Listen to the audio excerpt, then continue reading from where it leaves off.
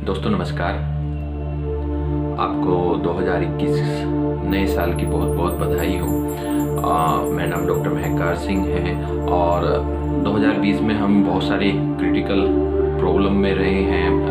पूरी दुनिया बहुत इस पेंडेमिक में प्रॉब्लम्स में रही है।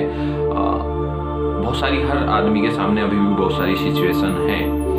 मुझे एक स्टोरी मेरे पास किसी ने भेजी और मुझे काफ़ी कुछ सीखने को मिला और मुझे लगा कि मैं आप लोगों को भी वो बेनिफिट ज़रूर देगी अगर आप उस तरीके से सोचते हैं। तो एक भिखारी की कहानी है ये। और इस ये भिखारी जो था लगभग 1 से 2 घंटे भीख मांगता था और जहाँ पर ये भीख मांगता था वहीं पर एक डॉक्टर थे जो गरीब लोगों का मुफ्त में इलाज करते थे। तो वो डॉक्टर जब भी उसको देखता था उनको लगता था कि ये जो भिखारी है ये लगता नहीं किसी मतलब ये भिखारी है, लगता था कि ये बहुत अच्छे घर से है। तो बहुत दिन से वो देख रहे थे। देखते देखते उन्होंने लगा कि इनसे बात करनी चाहिए। तो उन्होंने जब उनके पास गए और पास जाने के बाद उनसे बात की तो उनको देख करके थोड़ा सा आश्चर्य हुआ। आश्चर्य क्या हुआ, उनके एक पैर नहीं था। थोड़ा सा मन होता ही है कि किसी इंसान को अगर एक पैर नहीं है तो एक इंसानियत के नाते थोड़ा सा अंदर से महसूस होता है। तो उन्होंने उनसे कहा कि आप जो भीख मांग रहे हैं मुझे नहीं लगता कि आप कैसे हैं, आप कोई प्रॉब्लम तो नहीं है। अगर आपको कोई प्रॉब्लम है तो मैं आपकी हेल्प कर सकता हूँ। तो उन्होंने कहा no doctor, I am fine और मैं बिल्कुल ठीक हूँ और मैं 2 घंटे यहाँ पर भीख मांगता हूँ। तो डॉक्टर को लगा कि ये जो भिखारी है इंग्लिश भी अच्छी बोल रहा है और अच्छा लग रहा था। तो उनको कहा कि सर आप लगते नहीं कि आप भिखारी हो, तो आप भीख क्यों मांग रहे हो। तो उन्होंने जो उन्हें बताया तो बड़ा अचरज हुआ उनको इस बात को सुन करके।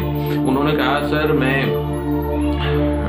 डॉक्टर साहब मैं जो है पहले इंजीनियर था और एक बहुत बड़ी कंपनी में लिमिटेड कंपनी के अंदर इंजीनियर था और काफ़ी उम्र तक मैंने वहाँ पर काम किया।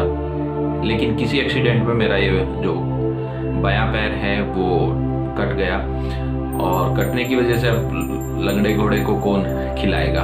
तो कंपनी ने मुझे जो है बाहर निकाल दिया और निकालने पे उसके बावजूद भी मैं कुछ ना कुछ अपना करता रहा। मैंने एक फैक्ट्री डाली, अपनी छोटी सी एक वर्कशॉप तैयार की अपने घर पे ही और मैं कुछ कर रहा था। मेरे पास जितनी जमा पूंजी थी, मेरा बेटा है उसने कहा एक फैक्ट्री डालते हैं और उन्होंने वो सारी जमा पूंजी उन्हीं को, अपने बेटे को ही मैंने दे दी। लेकिन वो फैक्ट्री नहीं चली और बेटे को लगा कि ये फैक्ट्री जब नहीं चली तो उन्होंने अपने बच्चों को लेकर के वो विदेश चले गए। अब मेरे पास जितनी जमा पूंजी थी वो सब खत्म हो गई। अब खत्म होने से मुझे थोड़ी सी प्रॉब्लम होनी शुरू हो गई। क्यों? क्योंकि एज बढ़ गई। एज बढ़ने की वजह से मेरी वाइफ और मैं जो है अपना खर्चा चलाने लगे जो मेरी वर्कशॉप थी उससे। लेकिन मेरी वाइफ की तबीयत बहुत ज़्यादा ख़राब होने शुरू हो गई। थोड़ी सी प्रॉब्लम्स आई लेकिन कोई नहीं, मैंने उसको अरेंज किया। लेकिन तभी एक हादसा और हुआ। बचपन में मेरे एक दोस्त थे और उनकी माँ ने मुझे बहुत प्यार दिया था। तो वो जो मेरे दोस्त थे वो एक्सपायर कर गए। जब वो एक्सपायर कर गए तो उनकी जो माँ थी, मम्मी थी, वो अकेली थी और मुझे बड़ा अफसोस हुआ क्योंकि उन्होंने मुझे प्यार किया था। तो मैं उनकी मम्मी को अपने यहाँ ले आया और मेरी एक छोटी सी यहीं पर पास में ही झोपड़ी है और मैंने उनको यहाँ पर रखना शुरू कर दिया। क्योंकि उसका कोई नहीं था तो मेरा फर्ज था कि मुझे उसको यहाँ पर रखना है। तब तक भी ठीक था लेकिन उनकी कुछ इस तरीके की क्रिटिकल बीमारी आ गई कि मुझे सोचना पड़ा कि क्या करूं। उनको शुगर बहुत ज़्यादा हाई लेवल पर बढ़ गई। डॉक्टर ने कुछ मेडिसिन लिखी और वो मेडिसिन इतनी ज़्यादा थोड़ी सी कॉस्टली लगी मुझे कि मैं अपना वो खर्चा बर्दाश्त नहीं कर पा रहा था। क्योंकि वो जो मैं अपनी वर्कशॉप चलाता था उससे नहीं कर पा रहा था। तो मैंने सोचा कि क्यों ना मैं लगभग 1-2 घंटे में यहाँ पर भीख मांग लूँ। अब मैं जो ये भीख मांगता हूँ इससे मुझे जो पैसे मिलते हैं, मुझे सामने ये जो मेडिकल स्टोर वाला है वो मुझे पूरी मेडिसिन्स दे देता है पूरे 1 महीने की। तो जो 2 घंटे के अंदर मैं भीख मांगता हूँ वो मैं उनको दे आता हूँ ताकि मेरा वो जो खर्चा है वो कम हो जाए। ठीक है, तो मैं सिर्फ इसलिए भीख मांगने यहाँ पर बैठता हूँ। और ये ज़िंदगी है, उम्र है, और तो ये अजीब सा डॉक्टर को लगा और डॉक्टर ने कहा कि तो अगर वो आपकी वाइफ या आपकी मम्मी आपको यहाँ पर भीख मांगते देखेंगे तो अच्छा लगेगा उन्हें कहा कि उनको तो उठा भी नहीं जाता। सुबह ही मैं करवट दिला के आता हूँ, जब मैं आता हूँ तो करवट दिला के आता हूँ, तो करवट भी नहीं ले सकती, इतनी बीमार है। और ये ज़िंदगी है, इस ज़िंदगी को तो बिल्कुल लड़ना होता है इस ज़िंदगी से। उनकी बातों को सुन करके मेरी आंखों में हल्का सा पानी आया। और जब वो पानी आया तो वो सिर्फ इसलिए आया कि कुछ लोग सब कुछ होते हुए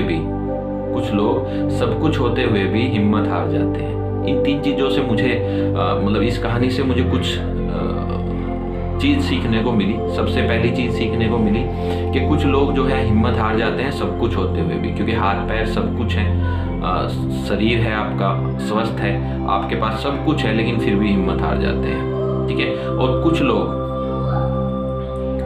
एक पैर से भी बुढ़ापे में भी अपनी ज़िंदगी को बहुत अच्छे तरीके से जीते हैं। ठीक है, लड़ते हैं, जो भी सिचुएशन आए उससे लड़ते हैं।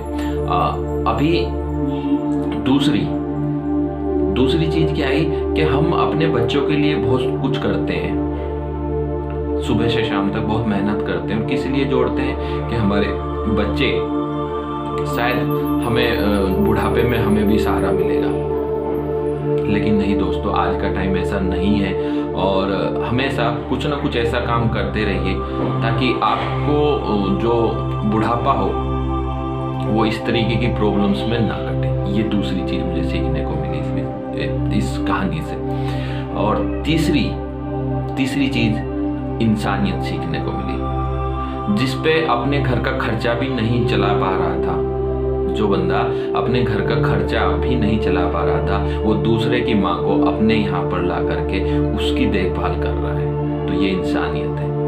ठीक है, और सही मायने में हमें यही हमारी जिंदगी का उद्देश्य होना चाहिए कि हम जितने भी लोग हमारे आसपास हैं और समाज में अगर हमारी ज़रूरत है तो हमें वो अपनी ज़रूरत को निभाना चाहिए। ठीक है, तो दोस्तों ये 3 चीज़ें मैंने इस कहानी से सीखने को मिली। हो सकता है आपको भी कुछ हेल्प करे, आपके साथ भी कुछ प्रॉब्लम्स हो तो शायद इन वृद्ध भिखारी से जो है कुछ सीखने को मिले, आपको हिम्मत मिले कि मेरी प्रॉब्लम कुछ भी प्रॉब्लम नहीं है। इस ज़िंदगी में बहुत सारे लोगों की बहुत सारी प्रॉब्लम्स हैं। ठीक है, तो आप लड़िए। और 2020 चला गया है, बहुत कुछ सिखा करके गया है, लेकिन इस 2021 के अंदर आपने अपने सारी चीज़ जो भी आपने अपने ड्रीम देखे हैं वो सारे अचीव करने हैं। तो गुड मॉर्निंग दोस्तों, और हमेशा ऊपर वाले का शुक्रिया कीजिए। धन्यवाद।